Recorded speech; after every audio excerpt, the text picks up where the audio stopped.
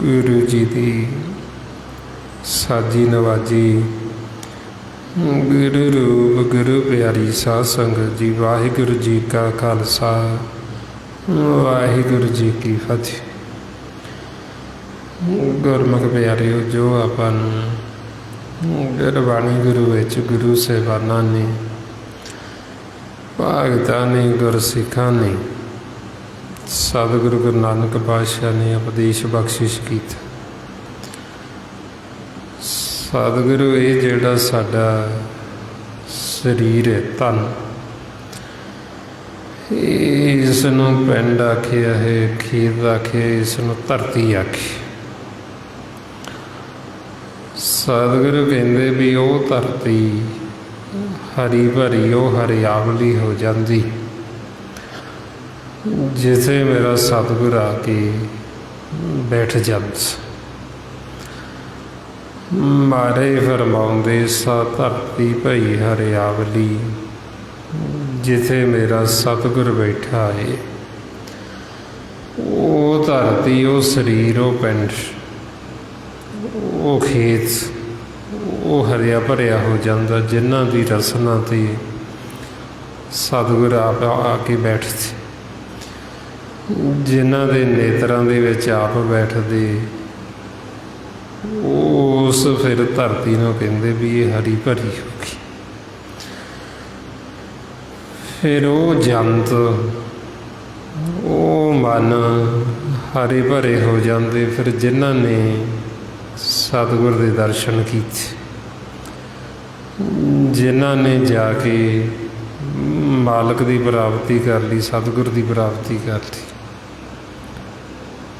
मारे फरमाउंदे से जंत भई हरियावले जिन्नी मेरा सतगुर देखिया जाए।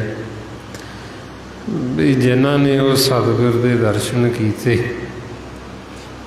वो जंत सी जिहड़े वो हरे भरे हो गए। उन्हां दा मन जिहड़ा सुकिया होया सी, वो सुकिया मन हरा हो गया। उन्हां दा मन खेड़े विच आ गया, आनंद विच आ गया। हुण आपां नूं फिर समझाउंदे भी जिन्हां ते तां मालक प्रसन्न हुंदे, खुश हुंदे, उन्हां नूं अपना आपा जणाउंदे, अपना आपा बुझाउंदे ते उन्हां दे ਉਹ ਤੇ ਜਦੋਂ ਪੂਰੇ ਪ੍ਰਸੰਨ ਹੁੰਦੇ ਉਹਨਾਂ ਨੂੰ ਆਪਣੇ ਆਪੇ ਦਾ ਪੂਰਾ ਭੇਦ ਦੇ ਦਿੰਦੇ। ਫਿਰ ਉਹਨਾਂ ਦੇ ਘਰ ਦੇ ਵਿੱਚ ਆਪ ਬੋਲਦੇ, ਜੋ ਮਾਲਕ ਸਾਨੂੰ ਸਮਝਾਉਣਾ ਚਾਹੁੰਦੇ, ਜੋ ਸਾਨੂੰ ਉਪਦੇਸ਼ ਦੇਣਾ ਚਾਹੁੰਦੇ, ਫਿਰ ਉਹਨਾਂ ਗੁਰਮੁਖਾਂ ਦੇ ਮੁਖ ਰਾਹੀਂ ਦਿੱਤੇ। ਜਿਵੇਂ ਗੁਰੂ ਨਾਨਕ ਪਾਤਸ਼ਾਹ ਨੂੰ ਸਤਿਗੁਰ ਦਾ ਖਿਤਾਬ ਦਿੱਤਾ ਹੈ ਤੇ ਉਹਨਾਂ ਨੂੰ ਗੁਰਮੁਖ ਦਾ ਵੀ ਖਿਤਾਬ ਦਿੱਤਾ। ਔਰ ਉਹ ਫਿਰ ਸਾਨੂੰ ਸਮਝਾਉਂਦੇ ਵੀ ਜੋ ਮਾਲਕ ਸਾਨੂੰ ਕਹਿਣਾ ਚਾਹੁੰਦਾ, ਜੋ ਸਾਨੂੰ ਉਪਦੇਸ਼ ਦੇਣਾ ਚਾਹੁੰਦਾ ਹੈ,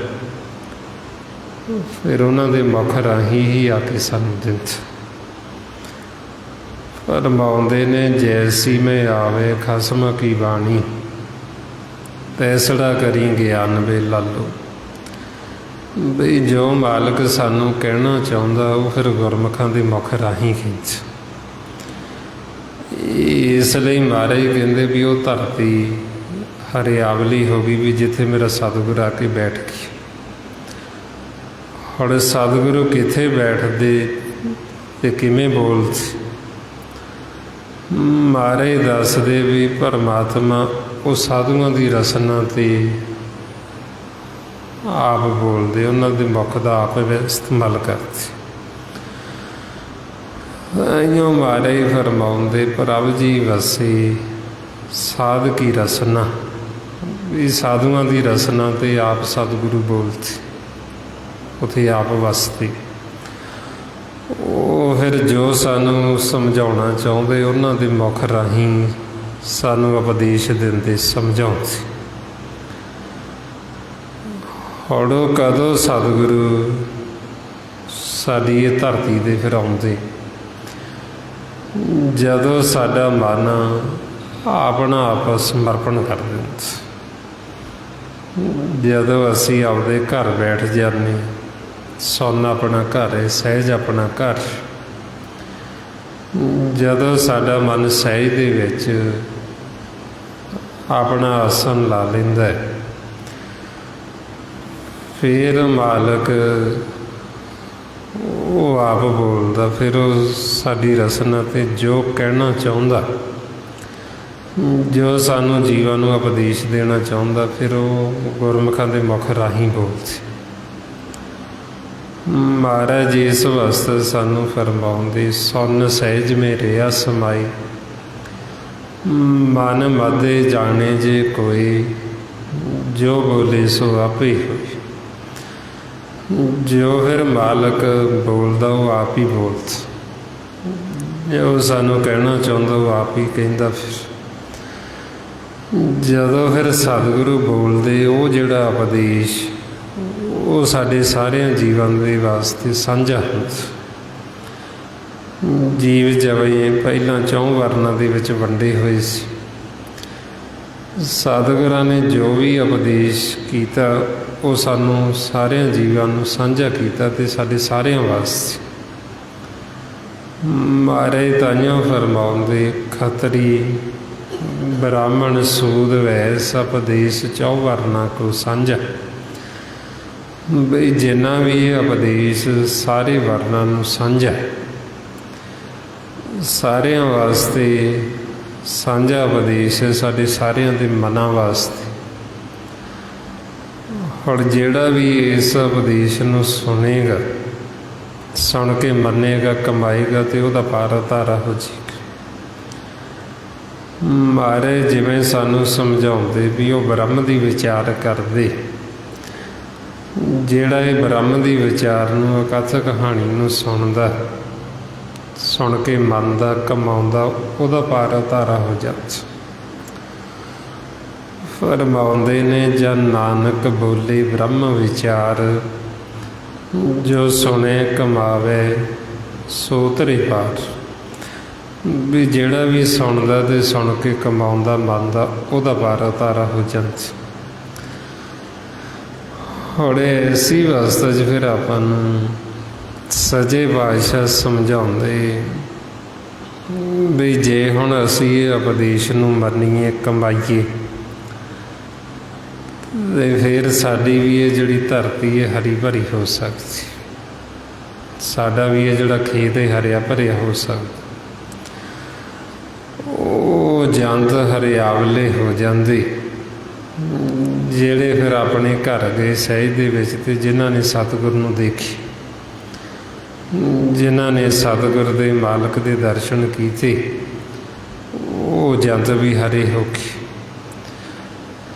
ਨਹੀਂ ਤਾਂ ਜਿਹੜਾ ਮਨਮੁਖ ਹੈ ਉਹ ਫਿਰ ਸੁੱਕ ਜਾਂਦਾ, ਜਿਵੇਂ ਉਦਾਹਰਨ ਦਿੱਤੀ ਵੀ ਸੁੱਕੇ ਦਰਖਤ ਵਰਗ। ਬਈ ਬੀਆਬਾਨ ਦੇ ਵਿੱਚ ਦਰਖਤ ਉੱਗੇ ਅਤੇ ਉਹ ਉੱਗਿਆ ਹੋਇਆ ਦਰਖਤ ਉਹ ਸੁੱਕ ਗਿਆ। ਕੀ ਹੋ ਗਿਆ, ਉਹਨੂੰ ਪਾਣੀ ਨਹੀਂ ਮਿਲਿਆ, ਉਹਨੂੰ ਉਹਦੀ ਖੁਰਾਕ ਨਹੀਂ ਮਿਲੀ, ਅਤੇ ਇਸ ਕਰਕੇ ਉਹ ਸੁੱਕ ਗਏ।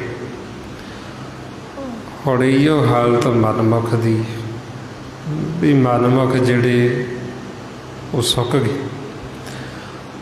ਹੁਣ ਸੁੱਕੇ ਦਰਖਤ ਨੂੰ ਨਾ ਤਾਂ ਕੋਈ ਫਲ ਲੱਗਦਾ ਅਤੇ ਨਾ ਹੀ ਉਹਦੀ ਛਾਂ ਹੁੰਦੀ,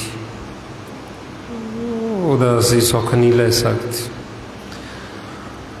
ਹੁਣ ਇਹੋ ਹਾਲਤ ਮਨਮੁਖ ਦੀ ਦੱਸਦੇ ਵੀ ਜੇ ਅਸੀਂ ਉਹਨਾਂ ਪਾਸ ਬੈਠਾਂਗੇ, ਉਹਨਾਂ ਨੇ ਆਪਦੇ ਘਰ-ਬਾਰ ਦੀ ਤਾਂ ਗੱਲ ਕਰਨੀ ਨਹੀਂ ਹੈ, ਅਤੇ ਨਾ ਹੀ ਸਾਨੂੰ ਸ਼ਾਂਤੀ ਆਉਣੀ, ਨਾ ਹੀ ਸਾਨੂੰ ਸੁੱਖ ਮਿਲਣਾ। ਮਾਰੇ ਫਰਮਾਉਂਦੇ ਮਨਮੁਖ ਉਭੇ ਸੁੱਕ ਗਏ, ਨਾ ਫਲ ਤੇ ਨਾ ਛਾਉ, ਉਹਨਾਂ ਪਾਸ ਨਾ ਬੈਸੀਏ, ਉਹਨਾਂ ਘਰ ਨਾ ਗਿਰਾਓ। ਬਈ ਉਹਨਾਂ ਨੂੰ ਆਪਦੇ ਘਰ-ਬਾਰ ਦਾ ਨਹੀਂ ਪਤਾ, ਉਹਨਾਂ ਨੇ ਆਪਦੇ ਘਰ ਦੀ ਗੱਲ ਨਹੀਂ ਕਰਨੀ, ਉਹ ਸੁੱਕੇ ਹੋਏ ਨੇ।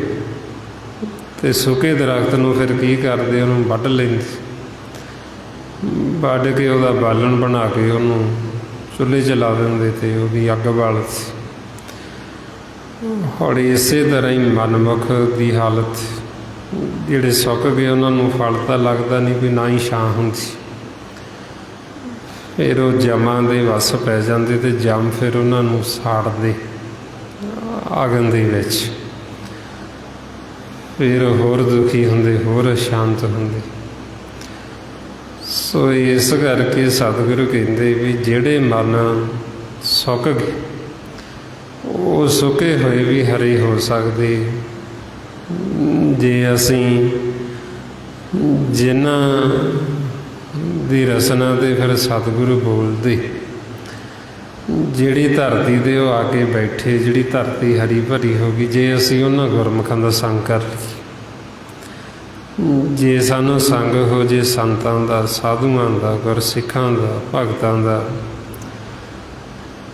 ਫਿਰ ਅਸੀਂ ਵੀ ਹਰੇ ਭਰੇ ਹੋ ਸਕਦੇ। ਉਹ ਸਾਨੂੰ ਦੱਸਦੇ ਵੀ ਕਿਵੇਂ ਸਾਡਾ ਜਿਹੜਾ ਮਨ ਸੁੱਕ ਗਿਆ, ਹੁਣ ਸੁੱਕੇ ਹੋਏ, ਇਹਨੇ ਫਿਰ ਹਰਾ ਹੋਣਾ, ਇਹਨੇ ਫਿਰ ਹਰਿਆ ਭਰਿਆ ਹੋਣਾ। ਉਹਦੇ ਵਾਸਤੇ ਫਿਰ ਉਹ ਸਾਨੂੰ ਸਮਝਾਉਂਦੇ ਵੀ ਤੁਸੀਂ ਨਾਮ ਦੇ ਨਾਲ ਜੁੜੋ, ਤੁਸੀਂ ਅੰਦਰੋਂ ਅਨਹਦ ਬਾਣੀ ਨੂੰ ਸੁਣੋ, ਜਿਹਨੂੰ ਸੁਣਨ ਦੇ ਨਾਲ ਸਾਡਾ ਮਨ ਫਿਰ ਹਰਿਆ ਹੋ ਜਾਵੇ। ਮਾਰੇ ਤਾਈਆਂ ਫਰਮਾਉਂਦੇ ਅਨਹਦ ਬਾਣੀ ਗੁਰ ਸ਼ਬਦ ਜਾਣੀ, ਹਰ ਨਾਮ ਹਰ ਰਸ ਭੋਗੋ। ਵੀ ਉਹ ਜਿਹੜੀ ਅਨਹਦ ਬਾਣੀ, ਉਹਨੂੰ ਗੁਰੂ ਦੇ ਸ਼ਬਦ ਦੁਆਰਾ ਜਾਣੇ। ਜਦੋਂ ਅਸੀਂ ਗੁਰੂ ਦੇ ਸ਼ਬਦ ਦਾ ਜਾਪ ਕੀਤਾ, ਜਦੋਂ ਸਿਮਰਨ ਕੀਤਾ, ਫਿਰ ਉਹ ਅਨਹਦ ਬਾਣੀ ਪ੍ਰਗਟ ਹੋਈ, ਅਤੇ ਫਿਰ ਇਹਨਾਂ ਸਰਵਣਾਂ ਦੁਆਰਾ ਉਹਨੂੰ ਸੁਣਿਆ। ਇਹ ਸਰਵਣੋਂ ਮੇਰੇ ਉਹ ਸਾਚੇ ਸੁਣਨੇ ਨੌ ਪਠਾਈ, ਸਾਚੇ ਸੁਣਨੇ ਨੌ ਪਠਾਈ, ਸਰੀਰ ਲਾਏ ਸੁਣੋ ਸਤ ਬਾਣੀ। ਜਿਨ੍ਹਾਂ ਨੇ ਫਿਰ ਉਹ ਬਾਣੀ ਨੂੰ ਸੁਣਿਆ, ਫਿਰ ਉਹਨਾਂ ਵਰਤਾਏ ਸੁਣ ਦੱਸਦੇ ਆਪਾਂ ਨੂੰ, ਜਦ ਸੁਣੀ ਮਨ ਤਨ ਹਰਿਆ ਹੋਆ, ਰਸਨਾ ਰਸ ਵਖਾਣ। ਬਈ ਉਹਨਾਂ ਦਾ ਜਿਹੜਾ ਮਨ ਉਹ ਫਿਰ ਹਰਿਆ ਭਰਿਆ ਹੋ ਗਿਆ, ਜਿਹੜਾ ਕਿ ਪਹਿਲਾਂ ਸੁੱਕ ਚੁੱਕਿਆ ਸੀ। ਇਸ ਵਾਸਤੇ ਫਿਰ ਕਹਿੰਦੇ ਵੀ ਉਹ ਸੁੱਕੇ ਹੋਏ ਵੀ ਹਰੇ ਹੋ ਜਾਂਦੇ, ਜੇ ਉਹ ਉਹਨਾਂ ਗੁਰਮੁਖਾਂ ਦਾ ਸੰਗ ਕਰ ਲੈਣ, ਜਿਨ੍ਹਾਂ ਦੇ ਮਾਲਕ ਖੁਸ਼ ਹੋਇਆ, ਜਿਨ੍ਹਾਂ ਨੂੰ ਆਪਣਾ ਆਪਾ ਜਣਾਇਆ, ਆਪਣਾ ਆਪਾ ਬੁਝਾਇਆ। ਫਿਰ ਇਸ ਵਾਸਤੇ ਕਹਿੰਦੇ ਵੀ ਉਹੀਓ ਸਾਡੇ ਅਸਲ ਸੱਜਣ ਮਿੱਤਰ ਨੇ ਇਸ ਲੋਕ ਦੇ ਵਿੱਚ। ਜਿਹੜੇ ਫਿਰ ਸਾਨੂੰ ਉਹ ਪਰਮਾਤਮਾ ਨਿਰੰਕਾਰ ਦੀ ਗੱਲ ਸੁਣਾਉਂਦੇ, ਜਿਹੜੇ ਸਾਨੂੰ ਹਰੀ ਦਾ ਜਸ ਸੁਣਾਉਂਦੇ। ਹਰ ਜਸ ਸੁਣੀਏ ਜਿਸ ਤੇ ਸੋਈ ਭਾਈ ਮਿੱਤਰ, ਵੀ ਸਾਡਾ ਤਾਂ ਭਾਈ ਵੀ ਉਹੀ ਤੇ ਸਾਡਾ ਤਾਂ ਮਿੱਤਰ ਵੀ ਉਹੀ, ਜਿਹੜਾ ਸਾਨੂੰ ਹਰ ਜਸ ਸੁਣਾਉਂਦਾ, ਜਿਹੜਾ ਸਾਨੂੰ ਮਾਲਕ ਦੇ ਗੁਣ ਦੱਸਦਾ ਤੇ ਸਾਨੂੰ ਮਾਲਕ ਦੇ ਨਾਲ ਜੋੜਦਾ, ਜਿਹੜਾ ਸਾਨੂੰ ਗੁਰੂ ਦੀ ਮੱਤ ਦਿੰਦਾ। ਮਹਾਰਾਜ ਇਸ ਲਈ ਸਾਨੂੰ ਸਮਝਾਉਂਦੇ ਵੀ ਜਿਹੜਾ ਸਾਨੂੰ ਇਸ ਮਾਰਗ ਦੇ ਉੱਤੇ ਚਲਾਉਂਦਾ, ਜਿਹੜਾ ਸਾਨੂੰ ਭੇਤ ਦਿੰਦਾ ਵੀ ਪਰਮਾਤਮਾ ਨੂੰ ਅਸੀਂ ਕਿਵੇਂ ਮਿਲਣਾ। ਜਦੋਂ ਹਰੀ ਦਾ ਜਸ ਸੁਣੀਏ ਉਹੀਓ ਭਾਈ ਤੇ ਉਹੀਓ ਸਾਡਾ ਮਿੱਤਰ। ਵੀ ਸਾਨੂੰ ਕੋਈ ਵੀ ਗੱਲ ਸੁਣਾਵੇ ਪਰਮਾਤਮਾ ਦੇ ਨਾਮ ਦੀ, ਸਤਿਗੁਰੂ ਦੀ, ਤੇ ਗੁਰਸਿੱਖ ਦੇ ਮਨ ਨੂੰ ਉਹ ਮਿੱਠਾ ਲੱਗਦਾ, ਉਹ ਪਿਆਰਾ ਲੱਗਦਾ। ਮਹਾਰਾਜ ਕਹਿੰਦੇ ਕੋਈ ਕਰ ਗੱਲ ਸੁਣਾਵੇ ਹਰ ਨਾਮ ਕੀ, ਗੁਰਸਿੱਖਾਂ ਲੱਗੇ ਮਨ ਮਿੱਠਾ। ਵੀ ਜਿਹੜਾ ਇੱਕ ਗੁਰਸਿੱਖ ਉਹਦੇ ਮਨ ਨੂੰ ਉਹ ਵਚਨ ਮਿੱਠੇ ਲੱਗਦੇ, ਉਹ ਵਚਨ ਪਿਆਰੇ ਲੱਗਦੇ। ਇਹ ਆ ਕਿ ਵਚਨ ਕਿਸੇ ਇਨਸਾਨ ਦੇ ਨਹੀਂ, ਕਿਸੇ ਬੰਦੇ ਦੇ ਨਹੀਂ, ਇਹ ਵਚਨ ਉਹ ਪਿਆਰੇ ਦੇ ਨੇ, ਮਾਲਕ ਦੇ, ਪਰਮਾਤਮਾ ਦੇ, ਨਿਰੰਕਾਰ ਦੇ। ਜੇ ਉਹਦੇ ਨਾਲ ਸਾਡਾ ਪਿਆਰ ਹੈ ਫਿਰ ਚਾਹੇ ਸਾਨੂੰ ਕੋਈ ਵੀ ਸੁਣਾਵੇ, ਫਿਰ ਅਸੀਂ ਇਸ ਸਰੀਰ ਨੂੰ ਨਹੀਂ ਦੇਖਾਂਗੇ, ਫਿਰ ਅਸੀਂ ਉਹ ਬਚਨਾਂ ਨੂੰ ਸੁਣਾਂਗੇ ਵੀ ਬਚਨ ਤਾਂ ਮਾਲਕ ਦੇ ਨੇ, ਸਾਡੇ ਪਿਆਰੇ ਦੇ ਨੇ। ਇਹ ਉਹ ਸਾਨੂੰ ਚਾਹੇ ਕੋਈ ਵੀ ਸੁਣਾਵੇ, ਜਿਹੜਾ ਸੁਣਾਉਂਦਾ, ਜਿਹੜਾ ਸਾਨੂੰ ਗੁਰੂ ਦੀ ਮੱਤ ਦਿੰਦਾ, ਫਿਰ ਉਹਨੂੰ ਕਹਿੰਦੇ ਵੀ ਉਹੀਓ ਸਾਡਾ ਭਾਈ ਤੇ ਉਹੀਓ ਸਾਡਾ ਵੀਰ। ਮੇਰੇ ਹਰ ਪ੍ਰੀਤਮ ਕੀ ਕੋਈ ਬਾਤ ਸੁਣਾਵੇ, ਸੋ ਭਾਈ ਸੋ ਮੇਰਾ ਵੀਰ। ਵੀ ਉਹ ਮੇਰਾ ਅਸਲ ਭਾਈ ਤੇ ਮੇਰਾ ਵੀਰ ਹੈ, ਜਿਹੜਾ ਮੈਨੂੰ ਪਰਮਾਤਮਾ ਦੀ ਗੱਲ ਸੁਣਾਉਂਦਾ, ਜਿਹੜਾ ਮੈਨੂੰ ਉਹ ਸਤਿਗੁਰ ਦੀ ਗੱਲ ਸੁਣਾਉਂਦਾ। ਅਤੇ ਉਹਦੇ ਵਾਸਤੇ ਫਿਰ ਸਾਨੂੰ ਸ਼ਰਤ ਨਹੀਂ ਰੱਖੀ, ਉਹ ਕਹਿੰਦੇ ਕੋਈ ਵੀ ਸੁਣਾਵੇ,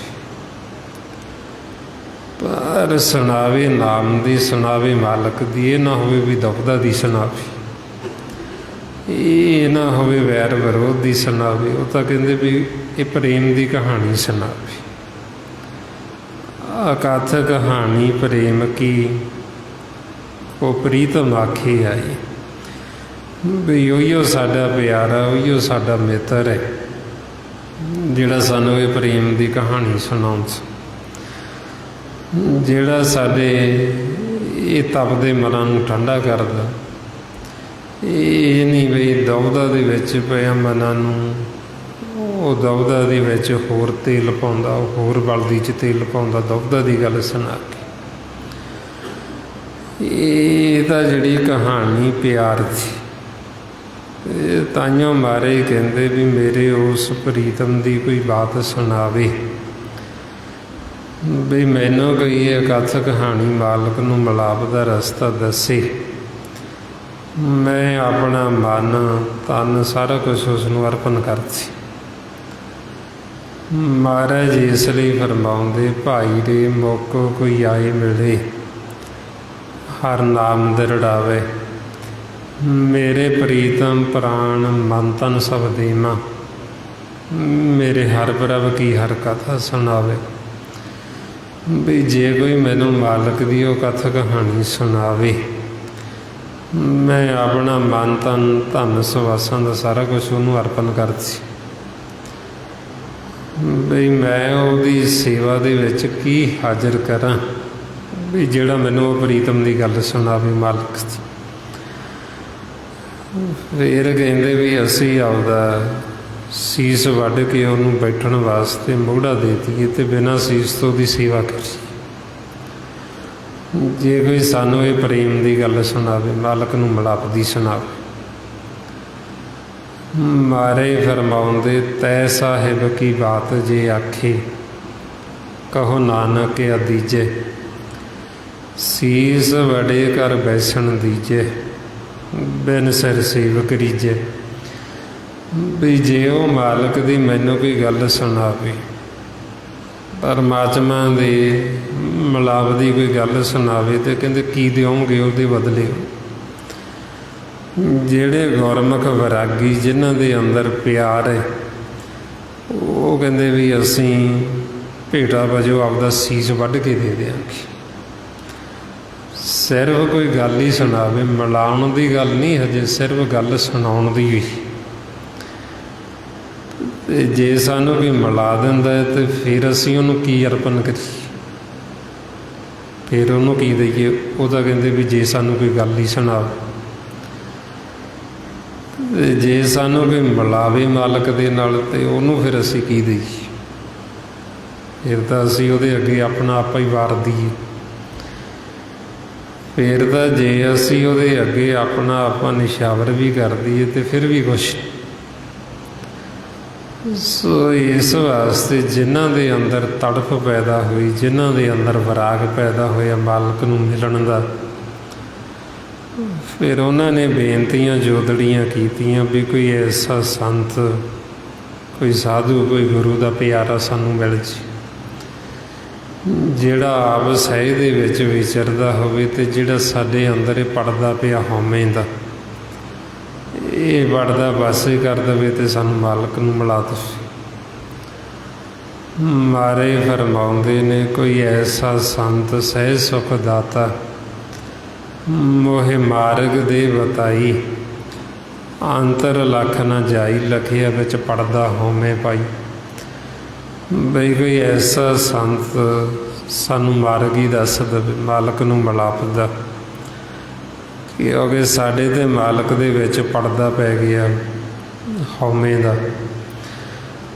ਹਉਮੈ ਦਾ ਪੜਦਾ ਪਿਆ ਹੋਣ ਕਰਕੇ ਜਦ ਤੱਕ ਭਰਮ ਸਾਡਾ ਖਤਮ ਨਹੀਂ ਹੁੰਦਾ, ਉਹਨਾਂ ਸਮਾਂ ਫਿਰ ਅਸੀਂ ਮਾਲਕ ਨੂੰ ਮਿਲ ਨਹੀਂ ਸਕਦੇ। ਮਾਰੇ ਤਾਈਓ ਫਰਮਾਉਂਦੇ, ਕਹੋ ਨਾਨਕ ਬਿਨ ਆਪਾ ਚੀਨੇ, ਮਿਟੇ ਨਾ ਭਰਮ ਕੀ ਕਾਈ।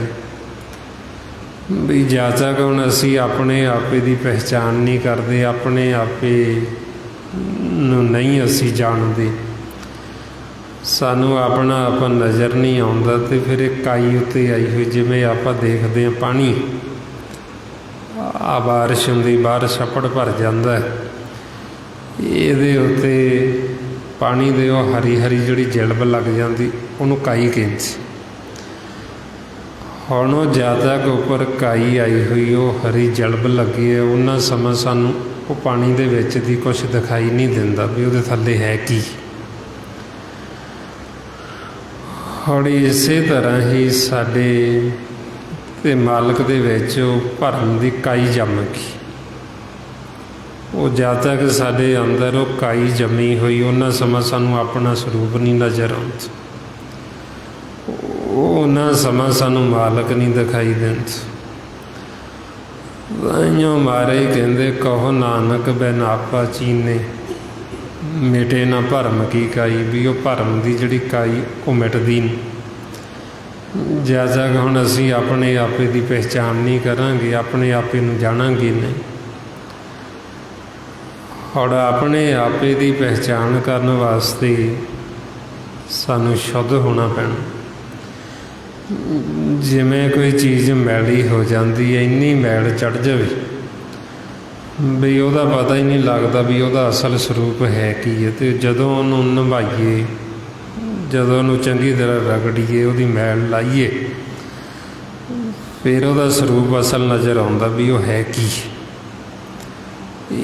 ਇਸੇ ਤਰ੍ਹਾਂ ਹੀ ਹੁਣ ਮਨ ਦੇ ਉੱਤੇ ਇੰਨੀ ਮੈਲ ਚੜ੍ਹ ਗਈ ਵੀ ਇਹ ਬਿਲਕੁਲ ਕਾਲਾ ਸ਼ਾਹ ਹੋ ਚੁੱਕੇ। ਮਾਰੇ ਫਰਮਾਉਂਦੇ, ਇਸ ਮਨ ਕੋ ਜਨਮ ਜਨਮ ਕੀ ਮਨ ਲਾਗੀ, ਕਾਲਾ ਹੁਆ ਸ਼ਾਹ।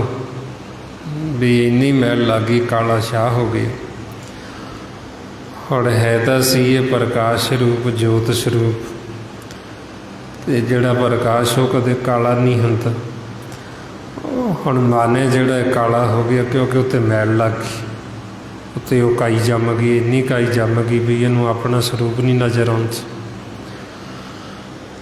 और ਉਹਦੇ वास्ते फिर सानू ये अपना आपा खोजना पैना, अपने आपे नूं साफ करना पैना, अपने आपे नूं धोण वास्ते, अपने आपे नूं साफ करने वास्ते फिर सानू अपना आपा चीनना पैना, अपने आपे की पहचान करनी पैनी भी असी है कौन। फिर ਉਹਦੇ वास्ते अपना आपा देखने वास्ते शीशा जिहड़ा ਉਹ शुद्ध होना चाहिए। जे हुण शीशा मैला है, ਉਹਨੂੰ ਅਸੀਂ साफ ना करिए, ਉਹਦੇ ਉੱਤੇ मिट्टी जम जाती, ਉਹਦੇ ਉੱਤੇ ਉਹ मैल जम जाती, तो जदों मैल लग गई शीशे के उत्ते ते असी शीशे 'ਚ मुख देखांगे, सानू दिसना दिसेगा तां जे शीशा साफ होएगा। और इस तरह ही ये मन है जिहड़ा ये आरसी शीशा, और ये उत्ते मैल जम गई, ये उत्ते काई जम गई, तो अपना आपा सानू नज़र नहीं आउंदी। और ਉਹਦੇ वास्ते फिर इनू धोण वास्ते, ये शीशे नू साफ करने वास्ते फिर ये सत संगत है, तो नाल आप सिमरन करते, नाल गुरु के शब्द की विचार करते हैं, ताकि ये मन है जिहड़ा धोता जाए, मन शुद्ध हो जाए। ਉਹਦੇ वास्ते फिर ਆਪਾਂ ਨੂੰ ਦੱਸਦੇ भी किवें मन धोता जाता, किवें शुद्ध हुंदा। महाराज फरमाउंदे मन तन धोवे शब्द विचारी। ये जदों असी शब्द की विचार करांगे या सुनांगे, ये मन ते मन का तन धोता जाएगा सुखम। जदों असी सिमरन करांगे फिर साडा मन ते मन का तन धोता जाएगा। कर इशनान सिमर प्रभ अपना मन तन भई रोगा। भी जदों असी सिमरन करते फिर भी मन धोता जाता, जदों असी सत्संगत करते हैं फिर भी साडा मन धोता जाता। और ज्यों ज्यों मन धोता जाएगा दी मैल लथेगी, तो ਉਹਦੇ सानू अपना स्वरूप नज़र आएगा, सानू अपना आपा नज़र आएगा। जदों सानू अपना आपा नज़र आएगा फिर सानू अपने आपे की पहचान होनी भी असी है कौन, साडा असल स्वरूप की। जिस दिन सानू अपने आपे की पहचान आ गई भी असी कौन, फिर साडे ते परमात्मा दे विच कोई फर्क नहीं रहना, उस दिन कोई अंतर नहीं रहना। महाराज फरमाउंदे नानक गुरमुख आप पछाणी प्रभ जैसे अविनाशी। भी जिदन सानू अपने आपे की पहचान आ गई भी असी कौन, फिर उस दिन साडे ते मालक दे विच कोई फर्क नहीं रह जाता। परमात्मा भी जो स्वरूप है, प्रकाश रूप है, तो आप भी जो स्वरूप हाँ प्रकाश रूप। और ताइयों सानू गुरबाणी गुरु विच साडी पहचान कराई गई, तो मालक की पहचान कराई गई। और जदों आप गुरबाणी गुरु नूं खोजदे फिर सानू भेद खुलदा भी जिहड़ा मन है वो जोत स्वरूप प्रकाश रूप है। भी जिहड़े आपां महाराज ताइयों फरमाउंदे मन तो जोत स्वरूप है अपना मूल पछाण। मन हर जी तेरे नाल है गुरमति रंग मान। भी असी जोत स्वरूप प्रकाश रूप, जो मालक है वो साडे हर समय नाल है। तो वो किहो जिहा कहंदे वो भी जोत स्वरूप है, वो भी प्रकाश रूप। भी मालक का भी कोई रूप रंग, कोई रेख भेख, कोई वो चक्कर चेन नहीं, कोई वो वरण जात नहीं। वो किहो जिहा कहंदे वो भी प्रकाश। सानू रोज फरमाउंदे चक्कर चिहन और वरण जात और पात नहंजी। रूप रंग और रेख भेख को कह न सकत के। अचल मूरत अनुभव प्रकाश हम तोज कही। भी जो मालिक है वो प्रकाश, ਤੇ ਆਪਾਂ ਨੂੰ ਕਹਿੰਦੇ ਵੀ ਤੁਸੀਂ ਵੀ ਪ੍ਰਕਾਸ਼। ਹੁਣ ਜਿਸ ਦਿਨ ਸਾਨੂੰ ਆਪਣੇ ਆਪੇ ਦੀ ਪਹਿਚਾਣ ਆ ਗਈ ਵੀ ਅਸੀਂ ਵੀ ਪ੍ਰਕਾਸ਼ ਰੂਪ ਹਾਂ ਅਤੇ ਮਾਲਕ ਵੀ ਪ੍ਰਕਾਸ਼, ਫਿਰ ਉਸ ਸਮੇਂ ਗੁਰਮੁਖ ਕਹਿੰਦੇ ਸੋਹੰਗ। ਸੋਹੰਗ ਦਾ ਭਾਵ ਹੈ ਵੀ ਜੋ ਤੂੰ ਹੈ ਉਹੀਓ ਮੈਂ। ਦੱਸ ਤੇਰੇ ਤੇ ਮੇਰੇ ਵਿੱਚ ਕੀ ਫਰਕ ਹੈ, ਕੀ ਅੰਤਰ? ਅਤੇ ਮਹਾਰਾਜ ਕਹਿੰਦੇ ਵੀ ਇਹੀਓ ਤਾਂ ਤੁਹਾਨੂੰ ਸਮਝਾ ਰਹੇ ਵੀ ਤੁਹਾਡੇ ਤੇ ਮੇਰੇ ਵਿੱਚ ਕੋਈ ਅੰਤਰ ਨਹੀਂ, ਕੋਈ ਫਰਕ ਨਹੀਂ। ਮਹਾਰਾਜ ਕਹਿੰਦੇ ਤੋਹੀ ਮੋਹੀ ਮੋਹੀ ਤੋਹੀ ਅੰਤਰ ਕੈਸਾ, ਕਾਨਿਕ ਕਟਕ ਜਲ ਤਰੰਗ ਜੈਸੇ। ਵੀ ਦੱਸ ਤੇਰੇ ਤੇ ਮੇਰੇ ਵਿੱਚ ਕੀ ਅੰਤਰ ਹੈ? ਉਹ ਕਹਿੰਦੇ ਕੋਈ ਵੀ ਨਹੀਂ। ਜਿਵੇਂ ਜਲ ਦੇ ਵਿੱਚੋਂ ਤਰੰਗ ਉੱਠਦੀ ਹੈ, ਲਹਿਰ ਉੱਠਦੀ, ਅਤੇ ਉਹ ਸਾਨੂੰ ਲੱਗਦਾ ਵੀ ਵੱਖਰੀ ਹੈ, ਉਹ ਵੱਖਰੀ ਤਾਂ ਹੈ ਨਹੀਂ, ਉਹ ਲਹਿਰ ਉਹਦਾ ਹੀ ਰੂਪ ਹੈ, ਅਤੇ ਵਾਪਸ ਫਿਰ ਉਹਦੇ 'ਚ ਹੀ ਸਮਾ ਜਾਂਦੀ। ਔਰ ਇਸੇ ਤਰ੍ਹਾਂ ਹੀ ਅਸੀਂ ਮਾਲਕ ਦਾ ਹੀ ਰੂਪ, ਸਾਰੀ ਪਰਮਾਤਮਾ ਦਾ ਇਹ ਆਪਣਾ ਖੇਲ ਹੈ। ਆਪ ਹੀ ਉਹ ਨਿਰਗੁਣ ਦੇ ਵਿੱਚ ਉਹਨੇ ਆਪਦਾ ਸਰਗਮ ਰੂਪ ਪ੍ਰਗਟ ਕੀਤਾ। ਮਾਰੇ ਤਾਈਓ ਸਾਨੂੰ ਫਰਮਾਉਂਦੇ ਸਰਗੁਣ ਨਿਰਗੁਣ ਨਿਰੰਕਾਰ, ਸੁਨ ਸਮਾਧੀ ਆਪ ਆਪਨ ਕੀਆ ਨਾਨਕਾ, ਆਪੇ ਹੀ ਫਿਰ ਜਾਪ। ਮਾਰੇ ਕਹਿੰਦੇ ਵੀ ਇਹ ਮੇਰਾ ਆਪਣਾ ਹੀ ਖੇਲ ਹੈ, ਮੈਂ ਆਪਣਾ ਹੀ ਇਹ ਸਰਗਮ ਰੂਪ ਤਿਆਰ ਕੀਤਾ। ਨਿਰੰਕਾਰ ਆਕਾਰ ਹੈ ਆਪੇ, ਬਈ ਨਿਰੰਕਾਰ ਤੋਂ ਹੀ ਮੈਂ ਇਹ ਆਕਾਰ ਦੇ ਵਿੱਚ ਪ੍ਰਗਟ, ਇਹ ਮੇਰਾ ਹੀ ਰੂਪ ਹੈ ਸਾਰਾ। ਇਹ ਜੋ ਵੀ ਅਸੀਂ ਸੰਸਾਰ ਦੇ ਵਿੱਚ ਦੇਖਦੇ, ਇਹ ਨੇਤਰੋ ਮੇਰਿਓ ਇਹੋ ਵਿਸ ਸੰਸਾਰ ਤੁਮ ਦੇਖਦੇ, ਇਹੋ ਹਰ ਕਾ ਰੂਪ ਹੈ, ਹਰ ਰੂਪ ਨਦਰੀ ਆਇਆ। ਵੀ ਜੋ ਅਸੀਂ ਇਸ ਸੰਸਾਰ 'ਚ ਦੇਖਦੇ, ਇਹ ਸਾਰਾ ਮਾਲਕ ਦਾ ਹੀ ਰੂਪ ਹੈ। ਇਹ ਜਿਹੜਾ ਜੱਗ, ਇਹ ਮਾਲਕ ਦਾ ਘਰ, ਇਹ ਜੱਗ ਸੱਚੇ ਕੀ ਹੈ ਕੋਠੜੀ, ਸੱਚੇ ਕਾ ਵਿੱਚ ਵਾਸ। ਵੀ ਇਹ ਜਗਤ ਨੂੰ ਹੀ ਹਰੀ ਦਾ ਮੰਦਰ ਆਖੇ, ਹਰ ਮੰਦਰ ਇਹੋ ਜਗਤ ਹੈ। ਗੁਰਬਿਨ ਘੋਰ ਅੰਧਾਰ, ਦੂਜਾ ਭਾਉ ਕਰ ਪੂਜਦੇ ਮਨਮੁਖ ਅੰਧ ਗਵਾਰ। ਵੀ ਜਿਹੜੇ ਮਨਮੁਖ ਉਹਨਾਂ ਨੂੰ ਭੇਦ ਨਹੀਂ ਵੀ ਇਹ ਹਰੀ ਦਾ ਮੰਦਰ। ਜਿਵੇਂ ਬਾਹਰ ਜੋ ਜਗਤ ਇਹਨੂੰ ਵੀ ਹਰਮੰਦਰ ਆਖੇ, ਇਹ ਜੋ ਸਰੀਰ ਹੈ ਇਹ ਸਰੀਰ ਨੂੰ ਵੀ ਹਰਮੰਦਰ ਆਖੇ। ਵੀ ਜੋ ਅਸੀਂ ਇਹ ਖਾਲੀ ਖਲਾ ਦੇ ਵਿੱਚ ਦੇਖਦੇ, ਇਹਨੂੰ ਅਕਾਲ ਪੁਰਖ ਦੀ ਦੇਹ ਆਖੀ। ਇਹ ਨਿਰੰਕਾਰ ਦੇ ਉੱਤੇ, ਇਹ ਨਿਰਗੁਣ ਦੇ ਉੱਤੇ ਦੇਹ ਹੈ ਮਾਲਕ ਦੀ, ਇਹ ਕੱਪੜਾ ਦਿੱਤਾ ਹੈ ਜਿਹਨੂੰ ਮਹਾਰਾਜ ਸੱਚੇ ਪਾਤਸ਼ਾਹ ਕਹਿੰਦੇ ਅਕਾਲ ਪੁਰਖ ਕੀ ਦੇਹ ਮੈਂ ਕੋਟਕ ਵਿਸ਼ਨ ਮਹੇਸ਼। ਵੀ ਜੋ ਇਹ ਅਕਾਲ ਪੁਰਖ ਦੀ ਦੇਹ ਦੇ ਵਿੱਚ, ਉਹੀਓ ਸਾਡੀ ਇਸ ਦੇਹ ਦੇ ਵਿੱਚ, ਸਰੀਰ ਦੇ ਵਿੱਚ, ਇਹ ਅਕਾਲ ਪੁਰਖ ਦੀ ਦੇਹ ਦੇ ਵਿੱਚ ਕਰੋੜਾਂ ਹੀ ਵਿਸ਼ਨੂੰ ਮਹੇਸ਼ ਅਤੇ ਬ੍ਰਹਮਾ। ਇਸੇ ਤਰ੍ਹਾਂ ਹੀ ਜਿਹੜਾ ਇਹ ਸਰੀਰ ਕਾਇਆ, ਇਹਦੇ ਵਿੱਚ ਵੀ ਬ੍ਰਹਮਾ ਵਿਸ਼ਨੂੰ ਮਹੇਸ਼। ਮਾਰੇ ਤਾਈਓ ਫਰਮਾਉਂਦੇ ਜੋ ਬ੍ਰਹਮੰਡੇ ਸੋਈ ਪਿੰਡੇ, ਜੋ ਖੋਜੇ ਸੋ ਪਾਵੇ। ਵੀ ਇਹ ਜਿਹੜਾ ਸਾਡਾ ਸਰੀਰ ਹੈ ਬ੍ਰਹਮੰਡ ਦਾ ਨਕਸ਼ਾ ਬਣਾ ਦਿੱਤਾ। ਜੋ ਅਕਾਲ ਪੁਰਖ ਦੀ ਦੇਹ ਦੇ ਵਿੱਚ, ਉਹੀਓ ਸਾਡੀ ਇਸ ਦੇਹ ਦੇ ਵਿੱਚ। ਜਿਵੇਂ ਆਪਾਂ ਦੇਖਦੇ ਹਾਂ ਵੀ ਪੂਰੇ ਬ੍ਰਹਮੰਡ ਦਾ, ਪੂਰੇ ਸੰਸਾਰ ਦਾ, ਪੂਰੀ ਦੁਨੀਆ ਦਾ ਇੱਕ ਨਕਸ਼ਾ ਹੁੰਦਾ, ਉਹ ਨਕਸ਼ਾ ਛੋਟਾ ਜਿਹਾ ਬਣਾ ਦਿੰਦੇ। ਇਸੇ ਤਰ੍ਹਾਂ ਹੀ ਹੁਣ ਮਾਲਕ ਨੇ ਪੂਰੇ ਬ੍ਰਹਮੰਡ ਦਾ ਇਹ ਨਕਸ਼ਾ ਜਿਹੜਾ ਇਹ ਆਪਣਾ ਸਰੀਰ ਹੈ ਜਿਹੜਾ ਇਹ ਬਣਾ ਦਿੱਤਾ।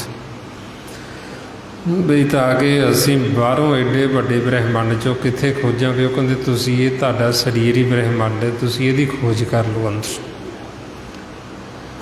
ਮਹਾਰਾਜ ਇਸ ਲਈ ਫਰਮਾਉਂਦੇ ਗੁਰਮੁਖ ਹੋਵੇ ਸੋ ਕਾਇਆ, ਖੋਜੇ ਹੋਰ ਸਭ ਭਰਮ ਭਲਾਈ।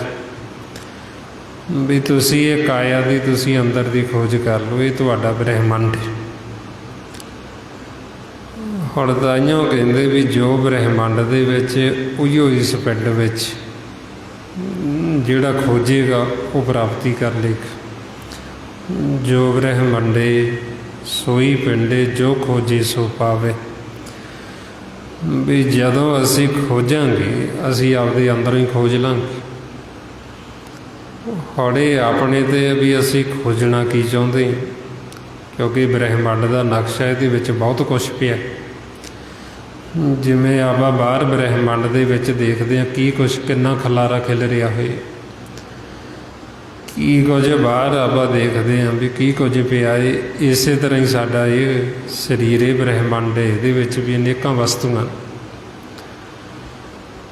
ਹੁਣ ਆਪਾਂ ਨੂੰ ਕਹਿੰਦੇ ਵੀ ਇਹ ਸਾਡੇ 'ਤੇ ਵੀ ਅਸੀਂ ਅੰਦਰੋਂ ਖੋਜਣਾ ਕੀ ਚਾਹੁੰਦੇ। ਜਿਵੇਂ ਆਪਾਂ ਬਾਹਰ ਦੇਖਦੇ ਹਾਂ, ਬਾਹਰ ਵੀ ਜੀਵ ਕਿੰਨੀ ਖੋਜ ਕਰਦੇ, ਬਾਹਰ ਜਾਂਦੇ, ਪਹਾੜਾਂ ਦੇ ਵਿੱਚ ਜਾਂਦੇ, ਗੁਫਾਵਾਂ 'ਚ ਜਾਂਦੇ, ਖਦਾਨਾਂ ਪੁੱਟਦੇ, ਕੋਈ ਸੋਨਾ ਕੱਢੀ ਜਾਂਦਾ, ਕੋਈ ਚਾਂਦੀ ਕੱਢੀ ਜਾਂਦਾ, ਕੋਈ ਹੀਰੇ ਕੱਢੀ ਜਾਂਦੇ। ਹੁਣ ਕਿੰਨਾ ਕੁਝ ਬ੍ਰਹਿਮੰਡ ਦੇ ਵਿੱਚ ਛੁਪਿਆ ਹੋਇਆ। ਹੁਣ ਇਸੇ ਤਰ੍ਹਾਂ ਹੀ ਇਹ ਸਾਡਾ ਹੀ ਕਾਇਆ, ਇਹ ਬ੍ਰਹਿਮੰਡ, ਇਹਦੇ ਵਿੱਚ ਹੀ ਅਸੰਖਾਂ ਵਸਤੂਆਂ। ਹੁਣ ਆਪਾਂ ਨੂੰ ਕਹਿੰਦੇ ਵੀ ਤੁਸੀਂ ਖੋਜਣਾ ਕੀ ਚਾਹੁੰਦੇ। ਹੁਣ ਅਸੀਂ ਖੋਜਣਾ ਇਹ ਬ੍ਰਹਿਮੰਡ ਦੇ ਵਿੱਚੋਂ ਮਾਲਕ ਨੂੰ, ਵੀ ਸਾਡੇ ਅੰਦਰ ਨਿਰੰਕਾਰ ਕਿੱਥੇ, ਸਾਡੇ ਅੰਦਰ ਨਾਮ ਕਿੱਥੇ। ਜਦੋਂ ਅਸੀਂ ਉਹਨੂੰ ਖੋਜਾਂਗੇ, ਅਸੀਂ ਖੋਜੀ ਬਣਾਂਗੇ ਅਤੇ ਅਸੀਂ ਉਹ ਖੋਜ ਲਾਂਗੇ।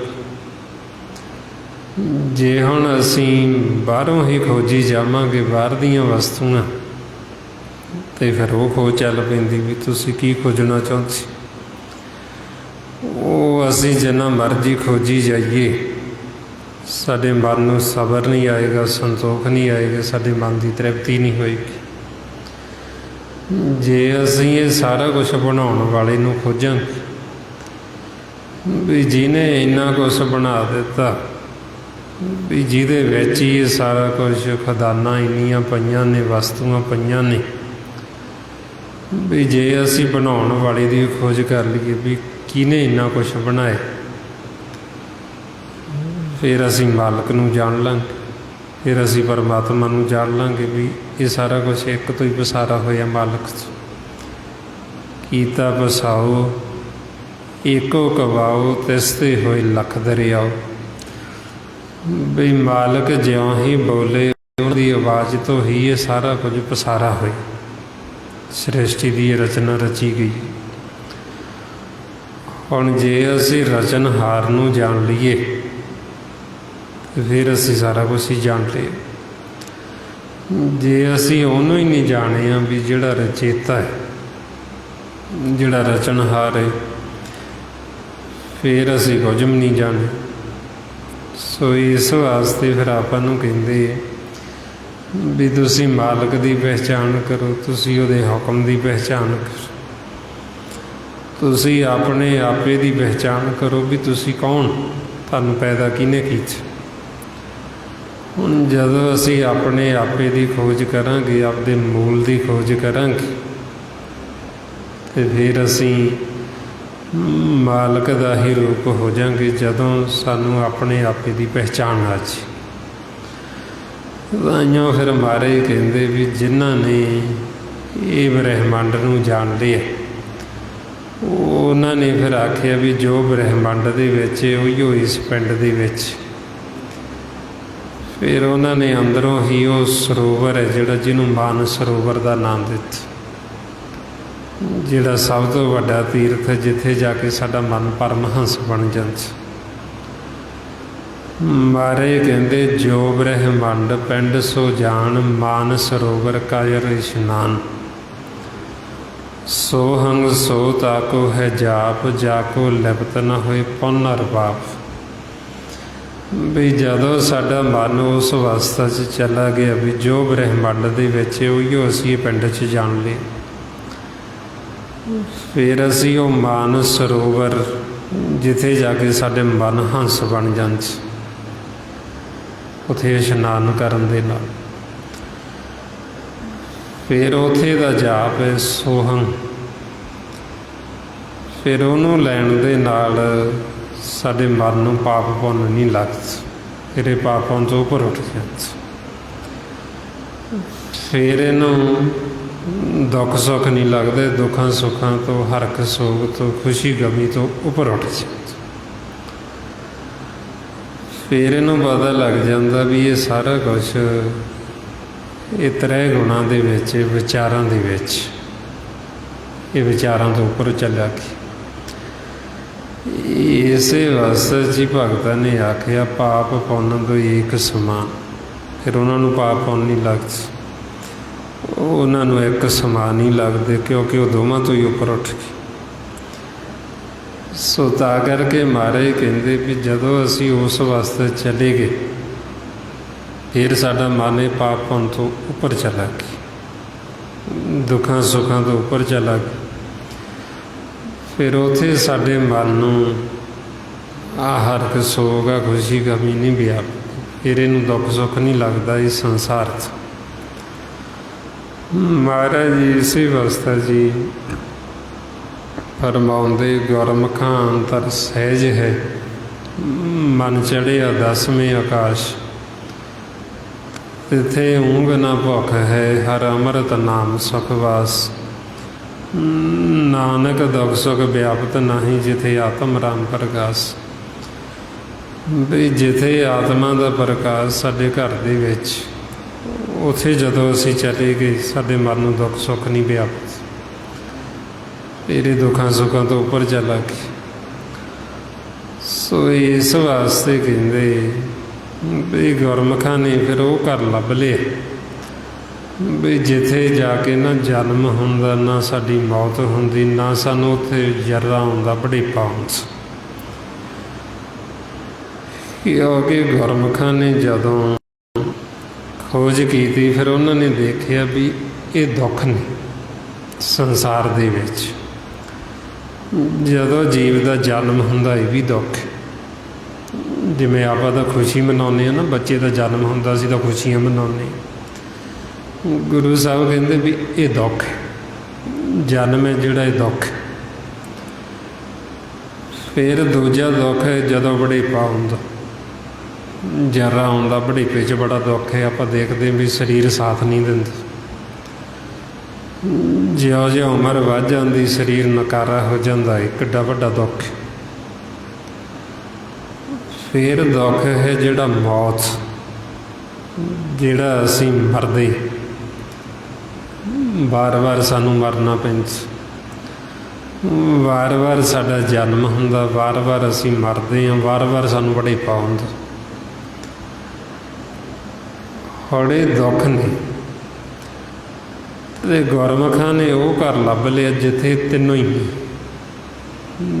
ਨਾ ਉੱਥੇ ਸਾਡਾ ਜਨਮ ਹੋਵੇ, ਨਾ ਸਾਡੀ ਮੌਤ ਹੋਵੇ, ਨਾ ਸਾਨੂੰ ਬੁਢੇਪਾ ਆਵੇ ਉੱਥੇ। ਮਹਾਰਾਜ ਕਹਿੰਦੇ ਨਾਨਕ ਬੱਧਾ ਘਰ ਤਾਹਾਂ, ਜਿੱਥੇ ਮਿਰਤ ਨਾ ਜਨਮ ਜਰਾ। ਵੀ ਅਸੀਂ ਉਹ ਘਰ ਲੱਭ ਲਿਆ ਜਿੱਥੇ ਨਾ ਜਨਮ, ਨਾ ਮੌਤ, ਨਾ ਜਰਾ ਹੋ ਜਾਂਦੇ, ਉੱਥੇ ਸਾਨੂੰ ਬੁਢੇਪਾ ਆਉਂਦਾ ਹੀ ਨਹੀਂ। ਔਰ ਇਸ ਕਰਕੇ ਕਹਿੰਦੇ ਵੀ ਗੁਰਮੁਖ ਸਹਿਜ, ਵੀ ਜਿੱਥੇ ਤਿੰਨੋਂ ਚੀਜ਼ਾਂ ਹੀ ਨਹੀਂ। ਇਸ ਕਰਕੇ ਉਹਨਾਂ ਦੇ ਅੰਦਰ ਫਿਰ ਪ੍ਰਕਾਸ਼ ਹੋ ਗਿਆ, ਤੇ ਉਹ ਆਪ ਵੀ ਪ੍ਰਕਾਸ਼ ਰੂਪ ਨੇ ਅਤੇ ਮਾਲਕ ਵੀ ਪ੍ਰਕਾਸ਼ ਰੂਪ। ਅਤੇ ਮਹਾਰਾਜ ਕਹਿੰਦੇ ਗੁਰੂ ਦੀ ਕਿਰਪਾ ਦੇ ਨਾਲ ਫਿਰ ਅਸੀਂ ਉਹ ਸਹਿਜ ਘਰ ਦੀ ਪ੍ਰਾਪਤੀ ਕਰਤੀ, ਜਿਹਦੇ ਨਾਲ ਸਾਡੇ ਅੰਦਰ ਜਿਹੜਾ ਹਨੇਰਾ ਸੀ, ਅਗਿਆਨਤਾ ਦਾ, ਉਹ ਖਤਮ ਹੋ ਗਿਆ, ਅਤੇ ਜਿਹੜਾ ਪ੍ਰਕਾਸ਼ ਸੀ ਉਹ ਚੰਨ ਚੜ੍ਹ ਗਿਆ ਅਤੇ ਪ੍ਰਕਾਸ਼ ਹੀ ਪ੍ਰਕਾਸ਼ ਹੋ ਗਈ। ਜਿਵੇਂ ਆਪਾਂ ਦੇਖਦੇ ਹਾਂ, ਇੱਕ ਤਾਂ ਜਿਵੇਂ ਮੱਸਿਆ, ਅਮਾਵਸ ਦੀ ਰਾਤ ਕਿੰਨਾ ਹਨੇਰਾ ਹੈ, ਇੱਕ ਹੈ ਪੂਰਨਮਾਸ਼ੀ, ਵੀ ਜਦੋਂ ਚੰਦਰਮਾ ਪੂਰਾ ਚੜ੍ਹ ਜਾਂਦਾ ਅਤੇ ਪ੍ਰਕਾਸ਼ ਹੋ ਜਾਂਦਾ। ਔਰ ਇਸੇ ਤਰ੍ਹਾਂ ਹੀ ਸਾਡੇ ਅੰਦਰ ਜੇ ਉਹ ਪ੍ਰਕਾਸ਼ ਨਹੀਂ ਗਿਆਨ ਦਾ, ਗੁਰੂ ਦੀ ਮੱਤ ਦਾ, ਅਤੇ ਸਾਡੇ ਅੰਦਰ ਅਮਾਵਸ ਦੀ ਰਾਤ, ਮੱਸਿਆ ਦੀ ਰਾਤ ਹੈ, ਸਾਨੂੰ ਅੰਦਰ ਹਨੇਰਾ ਹੀ ਹਨੇਰਾ, ਸਾਨੂੰ ਕੁਛ ਦਿਸਦਾ ਹੀ ਨਹੀਂ। ਜਿਹੜੇ ਗੁਰਮੁਖ ਗੁਰੂ ਦੀ ਸ਼ਰਨ 'ਚ ਆ ਗਏ, ਉਹਨਾਂ ਦੇ ਅੰਦਰੋਂ ਇਹ ਹਨੇਰਾ ਖਤਮ ਹੋ ਗਿਆ ਅਤੇ ਉਹਨਾਂ ਨੂੰ ਪ੍ਰਕਾਸ਼ ਹੋ ਗਿਆ, ਦਿਨ ਚੜ੍ਹ ਕੇ। ਮਹਾਰਾਜ ਤਾਂਹੀਓ ਫਰਮਾਉਂਦੇ, ਗੁਰ ਪ੍ਰਸਾਦੀ ਸਹਿਜ ਘਰ ਪਾਇਆ, ਮਿਟਿਆ ਅੰਧੇਰਾ ਚੰਨ ਚੜ੍ਹਿਆ। ਬਈ ਗੁਰੂ ਦੀ ਕਿਰਪਾ ਦੁਆਰਾ ਅਸੀਂ ਉਹ ਸਹਿਜ ਘਰ ਦੀ ਪ੍ਰਾਪਤੀ ਕਰ ਲਈ, ਜਿੱਥੇ ਅਗਿਆਨਤਾ ਦਾ ਹਨੇਰਾ ਨਹੀਂ, ਜਿੱਥੇ ਚੰਨ ਚੜ੍ਹ ਗਈ, ਜਿੱਥੇ ਪ੍ਰਕਾਸ਼ ਹੀ ਪ੍ਰਕਾਸ਼। ਜਦੋਂ ਅਸੀਂ ਘਰ ਜਾਂਦੇ, ਸਾਡੇ ਅੰਦਰ ਜਿਹੜਾ ਆਤਮਾ ਦਾ ਪ੍ਰਕਾਸ਼ ਉਹ ਇਸੇ ਤਰ੍ਹਾਂ ਹੀ ਹੁੰਦਾ ਜਿਵੇਂ ਪੂਰਨਵਾਸੀ ਨੂੰ ਚੰਦਰਮਾ ਚੜ੍ਹਦਾ, ਜਿਵੇਂ ਉਹ ਚੰਦਰਮਾ ਦਾ ਪ੍ਰਕਾਸ਼ ਇਸੇ ਤਰ੍ਹਾਂ ਹੀ ਸਾਡੇ ਅੰਦਰ ਪ੍ਰਕਾਸ਼ ਹੋ ਜਾਂਦਾ। ਜਦੋਂ ਆਪਾਂ ਪ੍ਰਕਾਸ਼ ਦੇ ਵਿੱਚ ਦੇਖਾਂਗੇ, ਸਾਨੂੰ ਹਰ ਇੱਕ ਚੀਜ਼, ਹਰ ਇੱਕ ਵਸਤੂ ਨਜ਼ਰ ਆਏਗੀ। ਜਦੋਂ ਹਨੇਰਾ ਹੁੰਦਾ, ਹਨੇਰੇ 'ਚ ਕੁਛ ਸਾਨੂੰ ਦਿਖਾਈ ਨਹੀਂ ਦਿੰਦਾ।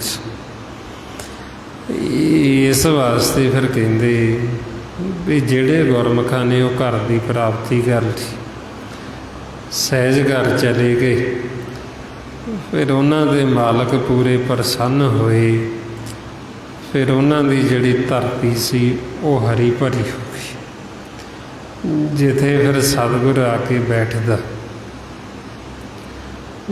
ਗੁਰਮੁਖਾਂ ਦੀ ਰਸਨਾ ਅਤੇ ਗੁਰਮੁਖਾਂ ਦੇ ਨੇਤਰਾਂ ਦਾ ਆਪਾਂ ਇਸਤੇਮਾਲ ਕਰਦੇ, ਗੁਰਮੁਖਾਂ ਦੇ ਸਰੀਰ ਦਾ ਆਪ ਇਸਤੇਮਾਲ ਕਰਦੇ। ਫਿਰ ਇਸ ਅਵਸਥਾ 'ਚ ਮਹਾਰਾਜ ਕਹਿੰਦੇ, ਸਾ ਧਰਤੀ ਭਾਈ ਹਰਿਆਵਲੀ, ਜਿੱਥੇ ਮੇਰਾ ਸਤਿਗੁਰ ਬੈਠਾ ਏ। ਵੀ ਉਹ ਧਰਤੀ ਹਰੀ ਭਰੀ ਹੋ ਗਈ, ਹਰਿਆਵਲੀ ਹੋ ਗਈ, ਜਿੱਥੇ ਮੇਰਾ ਸਤਿਗੁਰ ਆ ਕੇ ਬੈਠ ਗਿਆ। ਉਹ ਫਿਰ ਗੁਰਮੁਖਾਂ ਦੇ ਵਿੱਚ ਆਪ ਵਿਚਰਦੇ, ਗੁਰਮੁਖਾਂ ਦੇ ਤਨ ਦਾ ਆਪ ਇਸਤੇਮਾਲ ਕਰਦੇ, ਉਹਨਾਂ ਦੀ ਧਰਤੀ ਦਾ, ਸਰੀਰ ਦਾ। ਅਤੇ ਉਹ ਫਿਰ ਜੰਤ ਵੀ ਹਰਿਆਵਲੇ ਹੋ ਜਾਂਦੇ, ਜਿਹੜੇ ਐਸੇ ਗੁਰਮੁਖਾਂ ਦਾ ਫਿਰ ਸੰਗ ਕਰਦੇ, ਸੰਤਾਂ ਦਾ, ਸਾਧੂਆਂ 'ਚ। ਇਉਂ ਮਾਰੇ ਕਹਿੰਦੇ, ਸੋ ਜੰਤ ਭਾਈ ਹਰਿਆਵਲੇ, ਜਿਨੀ ਮੇਰਾ ਸਤਿਗੁਰ ਦੇਖਿਆ ਜਾਏ। ਵੀ ਜਿਨ੍ਹਾਂ ਨੇ ਐਸੇ ਸਤਿਗੁਰ ਦੇ ਦਰਸ਼ਨ ਕੀਤੇ, ਉਹ ਜੰਤ ਵੀ ਹਰਿਆਵਲੇ ਹੋ ਗਏ, ਉਹਨਾਂ ਦਾ ਮਨ ਵੀ ਸੁਖੀ ਹੋ ਗਿਆ।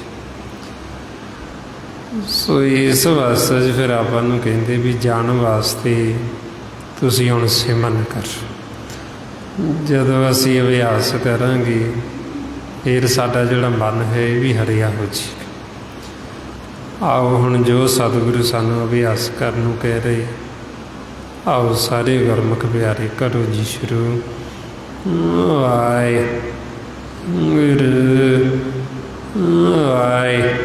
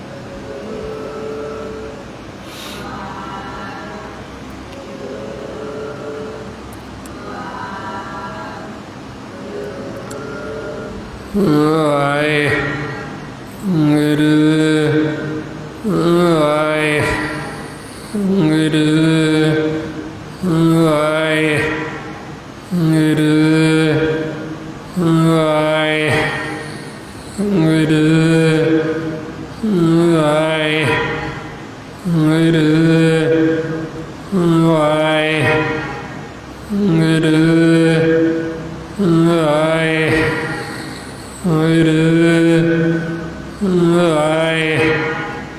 ਗੁਰੂ ਵਾਹਿਗੁਰੂ ਵਾਹਿਗੁਰੂ ਵਾਹਿਗੁਰੂ